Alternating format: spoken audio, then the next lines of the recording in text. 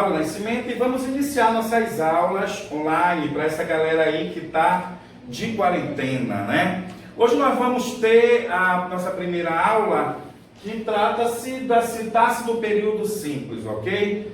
O período é simples, a oração é absoluta, ou seja, quando que um período é simples? Quando ele possui apenas uma oração. Agora, quando nós falamos em sintaxe, nós estamos falando da estrutura desta oração. Como é que essa oração se apresenta dentro do contexto? As palavras dentro do contexto frasal, elas vão desempenhando funções, né? Então, são essas funções que determinam a análise sintática do período simples. Ora, vamos começar pelos tipos de sujeito. Ok? Observe o contexto frasal 1. Seu pensamento ficou bom. Primeiro passo, eu devo buscar a ocorrência do verbo. Quem é o verbo? Verbo ficar, né? Então, se é oração, é porque possui verbo. Se não tivesse verbo, não seria uma oração. Agora observe que este contexto frasal, ele gira em torno de apenas um único verbo. Então, se eu tenho um único verbo, tem apenas uma oração, correto? E esta oração é delimitada por um ponto.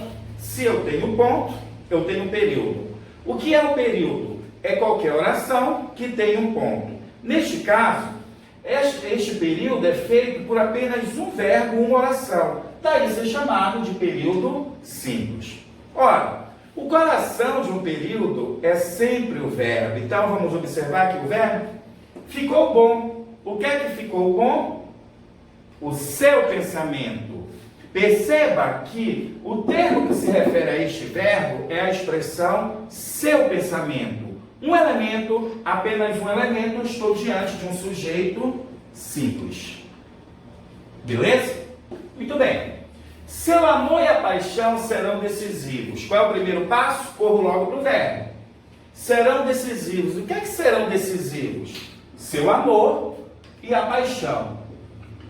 Elemento 1, elemento 2. Perceba que neste contexto frasal, eu tenho verbo, logo eu tenho oração, tenho ponto, logo eu tenho período, e este período é feito por apenas uma oração, então também estou diante de um período simples. Agora, o que é que está se referindo ao verbo? O que é que serão decisivos? Seu amor e a paixão. Sujeito 1, amor. Sujeito 2, paixão. Logo, neste contexto, eu estou diante de um sujeito que é composto. Então, o que é um sujeito composto? É aquele sujeito feito por mais de um núcleo. Neste caso, quem são os núcleos do sujeito? Amor, paixão. Mais de um núcleo do sujeito é um sujeito composto. Muito bem. Existem alguns contextos frasais onde o sujeito ele não está escrito, mas ele está subentendido. A conjugação verbal vai ser capaz de identificar este sujeito. É o que nós chamamos de sujeito oculto, elíptico ou desinencial. Vamos ver aqui o exemplo? Sentiremos a sua falta. Beleza, que foi que eu já te afirmei. Se é oração, é porque possui verbo. Ok? Sentiremos a sua falta. Tem ponto? Tem. Se tem ponto, tem período. Este período ele é simples ou é composto? Ele é simples porque possui apenas uma oração, apenas um verbo. Beleza? Agora, perceba aqui comigo. Sentiremos a sua falta. Quem que vai sentir a sua falta? Nós. Apesar do pronome nós não estar escrito no contexto, mas ele está subentendido. Sentiremos a sua falta. Nós sentiremos a sua falta. Perceba que o nós, que é o sujeito da oração, não está escrito, mas a conjugação verbal é capaz de identificá-lo. Eu tenho um exemplo clássico de sujeito oculto, elíptico, que também pode ser chamado de sujeito desinencial. Quando que isso acontece? Quando o sujeito não está escrito, claro no contexto, mas ele existe, ele está subentendido. Vamos ver outro exemplo? Hoje, percebi sua ausência.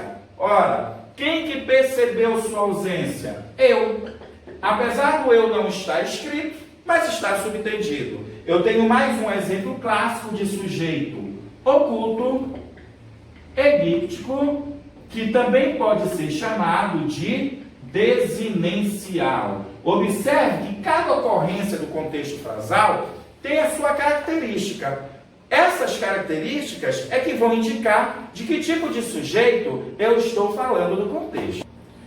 Então, nós já verificamos o quê? Que nós temos o sujeito simples, composto e o sujeito oculto, também chamado de elíptico ou desinencial.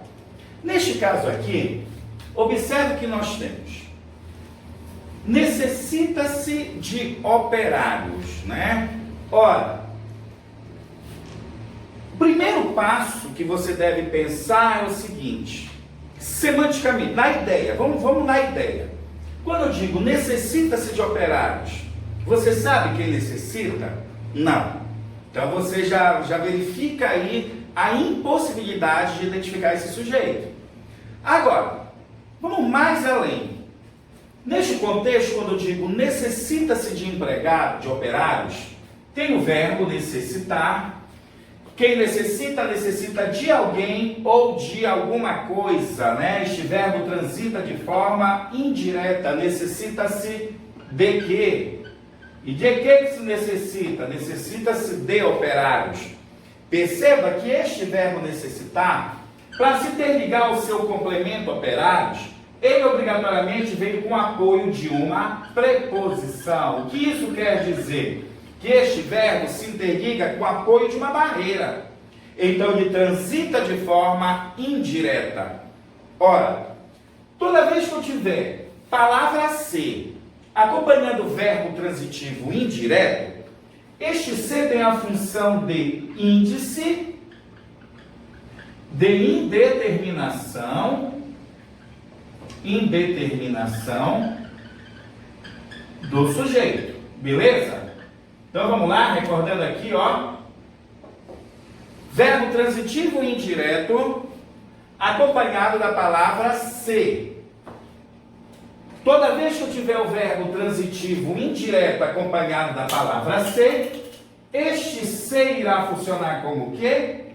Índice de indeterminação do sujeito. Pronto. Mais um motivo para a gente observar que este sujeito não dá para ser identificado. Então, vamos lá? O que é o sujeito indeterminado? É quando este sujeito é incapaz de ser identificado dentro do contexto. Mas ele existe, só não sei quem é. Primeiro caso de sujeito indeterminado. Verbo transitivo indireto acompanhado da palavra ser.